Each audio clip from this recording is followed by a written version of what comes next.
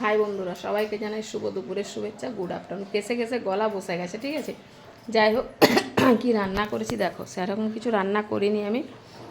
তো দেখো এইখানে সাদা ভাত আছে, এই যে ভাত একার জন্য।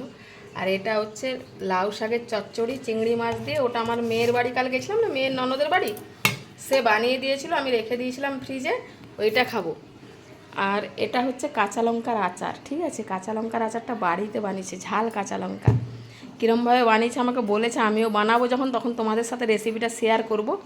কাঁচা লঙ্কার আচার আছে, ডাল, এই ডাল করিনি, ভাত আর লাউ শাকের তরকারি আছে। আর এখানে ডিমের ঝোল করছি, ঠিক আছে। ডিমের ঝোলটা প্রায় হয়ে এসেছে, ডিম আলুর ঝোল। তো ডিম আলুর ঝোলটাও আমার না, আমার পাশের বাড়ি একজন বললো দিদি একটু তরকারিটা রান্না করে দেবে। আমি হ্যাঁ করে দেবো, দাও। তো চলো, এই ডিমের ঝোল, লাউ শাকের চচ্চড়ি চিংড়ি মাছ দিয়ে, কাঁচা লঙ্কার আচার আর ভাত। তো চলো, সবাইকে জানাই শুভ দুপুরের শুভেচ্ছা, গুড আফটারনুন, টাটা।